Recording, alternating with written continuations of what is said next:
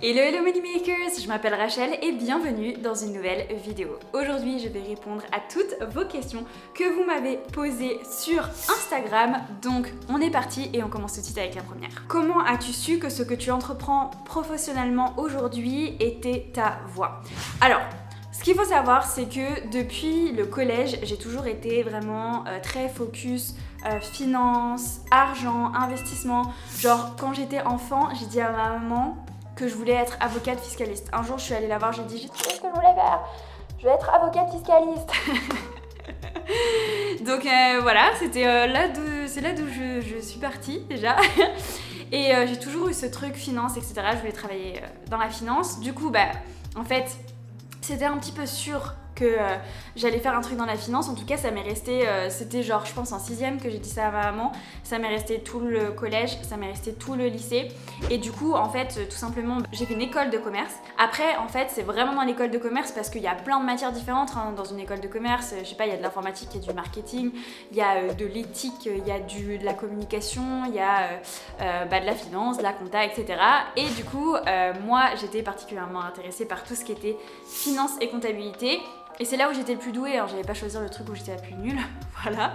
Et du coup, c'est vraiment un sujet qui me passionnait. Et puis après, en fait, tout simplement, j'ai commencé à travailler dans la finance. Du coup, pendant que je travaillais dans la finance, genre je crois que c'était la première ou la deuxième année, j'ai lancé mon podcast. Et mon podcast, c'était, et c'est important que je raconte ça, vous allez comprendre pourquoi, mon podcast, c'était sur les différents parcours de différentes femmes pour montrer que peu importe ton parcours, peu importe d'où tu viens, etc., tu peux tout accomplir, tu peux accomplir tes rêves, tu peux atteindre une vie que tu aimes et qui t'épanouit, etc. Et en fait, tout simplement, j'ai interviewé une influenceuse qui s'appelle Leslie Lawson, qui est toujours sur les réseaux. Et en fait, elle me racontait qu'elle avait découvert le PEL, le plan épargne logement. Et donc, moi, c'était un moment où je m'intéressais déjà énormément dans tout ce qui était investissement personnel. Et le fait qu'elle me dise ça, je me suis dit, attends, elle n'était pas au courant qu'il y avait des plans épargne logement, alors que c'est vraiment un truc de base, quoi. Pour moi, bien sûr. Et en fait, je me suis dit, mais il y a un manque d'information et un manque d'éducation à ce sujet qui est énorme. Et j'ai dit, et moi j'étais là, mais moi c'est un sujet qui me passionne, moi j'adore parler de ça, moi j'adore. Tu me dis, mais faut investir dans quoi, il y a quel compte pour investir, etc. J'étais trop chaud de parler de ça. Et du coup, je me suis dit, non.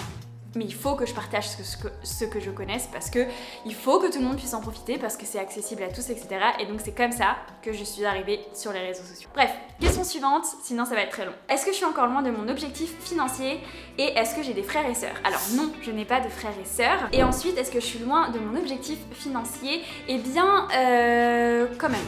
Ouais, enfin quand même, il y a quelques années devant moi encore. Honnêtement, j'avance quand même à une bonne cadence, mais comme je vous dis toujours, ça va dépendre déjà s'il y a un crash ou pas, parce que s'il y en a un, c'est une très très belle opportunité. Et ensuite, la deuxième chose, ça va être si j'arrive à augmenter mes revenus, etc. Et donc en fonction de ça, je pourrais investir plus tout simplement. Ensuite, une autre question qui est revenue plusieurs fois, donc j'y réponds, quelles sont les plateformes que j'utilise pour investir dans les actions? Pour tout ce qui est CTO, j'utilise XTB, DeGiro et Trading212. Vous avez tous les liens qui sont dans la barre d'infos. Ensuite, pour les assurances vie, j'utilise Yomoni et Lynxea. Et enfin, pour le PEA, avant j'étais chez Boursorama et en fait, il y a quelques mois maintenant, j'ai transféré tout simplement parce que c'était minimum 100 € d'investissement à chaque fois pour faire un investissement. Et moi, je trouve que c'est pas du tout flexible et du coup, je suis passée chez Fortuneo. Alors, une autre question, est-ce que je pense encore développer mon business en dehors du conseil et des bonnets? Alors, je pense que ce que tu veux dire, c'est que ça inclut mes formations, etc. Honnêtement, je pense pas pour l'instant commencer encore un autre business complètement différent. Je préfère développer les business que j'ai déjà maintenant qui me demandent déjà énormément de travail et honnêtement, je n'ai pas de temps libre. Voilà. Quelles sont les choses qui me permettent de me remettre sur pied après un moment de découragement? Honnêtement, si j'ai un moment un peu de doute, de découragement, première chose, genre si je commence à douter, en fait, c'est ça où on peut se décourager, c'est qu'on commence à douter de choses qui sont même pas arrivées. On commence à douter de nous, on commence à imaginer des scénarios, etc. Donc je vais déjà casser ces pensées. J'ai fait tout un podcast sur le doute si vous voulez. Mais il y a un truc aussi pour le découragement, c'est qu'il faut te rappeler ta vision. Franchement, c'est toujours ça. Qu'est-ce que tu veux accomplir? C'est quoi ta big picture? Genre dans 10 ans, qu'est-ce que tu as envie de vivre? C'est ça qui va te pousser en fait, parce que tu sais ce que tu fais, parce que tu sais pourquoi tu le fais, tu as ta big vision et aussi je pense que tu as ton life purpose, c'est-à-dire qu'est-ce qu'il est important pour toi de transmettre au monde, quelle est ta contribution dans ce monde, tu vois. Et je pense que moi j'ai vraiment trouvé une de mes contributions, je pense pas que c'est la seule, mais une de mes contributions qui est d'éduquer les personnes financièrement et de leur permettre de s'enrichir. Et moi j'ai trouvé une des contributions pour moi qui me tient extrêmement à cœur, vraiment. Pour moi, c'est très très très important de partager ce message-là et c'est ce qui fait que je vais travailler des heures et des heures, je vais créer du contenu et du contenu et du contenu. C'est que pour moi, c'est très important que les personnes soient éduquées financièrement et puissent s'enrichir. Si je vais avoir un moment de découragement, je vais penser en fait, par exemple, tu vois, moi j'ai été élevée par une maman qui était seule, qui m'a élevée seule et particulièrement financièrement. Donc je vais penser à, par exemple, une femme seule qui pourrait élever son enfant et que je serais trop contente qu'elle tombe sur mes vidéos et qu'elle trouve le moyen de faire fructifier son argent pour que ça puisse l'aider peut-être pour les études de son enfant, pour qu'elle arrive à mieux gérer son argent, pour qu'elle arrive à mieux profiter, pour qu'elle puisse être plus indépendante financièrement dans le futur, etc. Je vais penser à des situations comme ça et je suis là, mais en fait, moi j'ai le savoir, moi j'ai la possibilité de lui donner toutes ces informations-là, alors je veux le faire, c'est très important pour moi. Et donc, je vais avoir ces trucs-là aussi dans les moments de découragement, si voilà, où j'ai un peu la flemme, etc., je vais me dire non, tu ne peux pas, entre guillemets, priver cette personne de ton savoir et toi tu peux te dire la même chose, tu peux pas priver cette personne de l'aide que tu peux lui apporter, tu peux pas priver cette personne de l'écoute que tu peux lui apporter, etc. Donc je pense que ça aussi, ça aide beaucoup dans les moments de découragement, etc. Une autre question, si je n'arrive pas à synthétiser mon travail, j'ai beau commencer à mettre en place plein d'actions, je n'arrive pas à construire quelque chose de clair. Alors, ce que je suppose, c'est que tu commences plein de projets en même temps, que tu n'arrives pas forcément à vraiment avancer sur certaines choses, que tu commences plein de bouts de trucs et qu'il n'y a rien qui aboutit vraiment, que ça part un peu dans tous les sens. Et franchement, le meilleur conseil que je peux te donner, et c'est ce que personnellement j'applique, c'est que une chose à la fois. C'est-à-dire que là, tu vois, actuellement, mon big focus, même si je suis en train de tourner cette vidéo, etc., mon big focus en ce moment, ça va être de construire la formation WeMind. Donc, je vais pas mettre d'autres projets aux alentours. Je vais avoir mon business as usual, c'est-à-dire tourner les vidéos YouTube, tourner les TikTok, répondre aux mails, machin, etc. Mais tout le reste du temps en fait que j'ai, il est focus pour la formation et franchement, c'est ce que je te recommande de faire, c'est d'aller, ok, pour ce mois-ci, je me donne cet objectif ou pour les 2 prochains mois, je me donne ces objectifs. Et ok, après on passe au next step. Pour les 2 prochains mois, je me donne ces objectifs. Ok, après on passe au next step, etc. Et vraiment d'aller une chose à la fois. Autre petit conseil, puisque j'avais une autre question, genre conseil organisation, etc. Faire des time blocks. Le soir, tu vois, c'est à ça que ressemble mon carnet. Le soir, j'écris tout ce que je dois faire demain. Surtout que le soir, en fait, tu sais exactement ce que tu n'as pas fait pendant la journée, ce qui manque, ce qui a à rattraper, etc. Du coup, je vais tout m'écrire. Réveil 5h30, entraînement à 7h30. Ensuite, je prends mon petit déj à 9h30. Ensuite, 10h, je travaille sur le module, enfin ça c'était avant-hier. Je travaille sur le module 1, 2 et 3 de la formation WeMind. Ensuite, à 12h, je revois le plan de WeMind et je lis un peu. Ensuite, 13h, break et bain de soleil, c'est très important. Ensuite, 14h, je prépare le post et je réponds aux mails. Ensuite, 15h, je revois des impayés, etc. 18h30, j'allais marcher pendant 1h, 1h30 et répondre aux DM.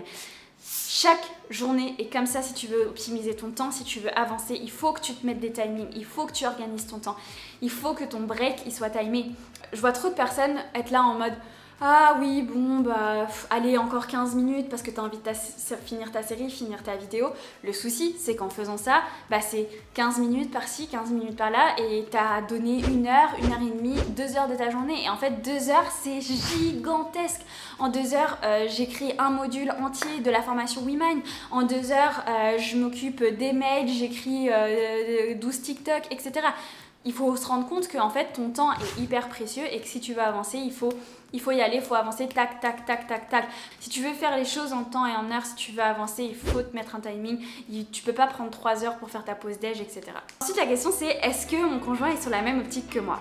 Et oui, complètement, et c'est très très très important d'en parler. On parle extrêmement souvent de notre vision, de ce que l'on veut dans notre vie, de ce que l'on veut accomplir, de ce que l'on veut créer ensemble, de ce que chacun préfère. On avance, bien sûr, rien n'est figé dans le temps, on va avoir des nouvelles idées, etc. et on va construire et évoluer ensemble. Mais pour moi, c'est ce qui fait vraiment la force de notre couple en tout cas, c'est d'avancer ensemble, d'avoir la même vision et de construire ensemble. C'est absolument essentiel et on en parle très très très souvent et je suis hyper contente de ça. Donc oui, tout à fait, on est sur la même longueur d'onde. Et lui, il est bientôt diplômé coach sportif, enfin il va faire la formation là, il est aussi sur les réseaux sociaux. Donc voilà, on va être tous les deux 100% indépendants et ça, on en est vraiment extrêmement ravis. Et voilà, et si je peux vous donner un conseil, c'est vraiment de parler de ça avec la personne avec qui vous êtes. En tout cas, si vous êtes dans une relation où vous envisagez quelque chose sur le long terme, que vous voulez vraiment créer avoir vraiment un partenaire de vie en fait, pas juste un couple, voilà, tu vas au resto, c'est bien. Un partenaire de vie, c'est une vision commune, c'est on construit ensemble, on crée ensemble, on avance ensemble et c'est donc essentiel de parler de la vision qu'on peut avoir de notre vie, de ce que l'on veut, de ce que l'on veut accomplir, etc. Et ensuite, est-ce que je suis contente de mon évolution, de mes investissements? Franchement, je suis hyper satisfaite. Après, j'ai pas des investissements qui sont... On va dire que j'ai le profil le plus risqué, mais le plus risqué dans l'investissement de long terme. Honnêtement, à part le crash de 2020, bon, il s'est pas passé des trucs de dingue. J'investis quand même que dans des grosses entreprises, des too big to fail. J'investis majoritairement dans des too big to fail, dans les actions à dividendes. Ce qu'il faut revendre, je le revends quand c'est plus performant. Voilà, je suis quand même assez au taquet. Et ensuite, j'investis beaucoup dans des ETF et les ETF, elles vivent leur vie, quoi. Donc voilà, honnêtement, je suis vraiment très contente de mes investissements. Et ensuite, il y a une dernière question à laquelle je voulais répondre. C'est les livres que je recommande pour s'éduquer financièrement. Alors, je dirais Les secrets d'un esprit de millionnaire de T. Harv Eker, meilleur. Réfléchissez et devenez riche de Napoleon Hill. Et Inébranlable de Tony Robbins, c'est mon top 3. Vous devez absolument les lire. Et moi, je vous laisse juste ici. Merci à vous d'avoir regardé cette vidéo. Et on se retrouve lundi prochain à 6h30 pour un épisode de podcast. Ciao!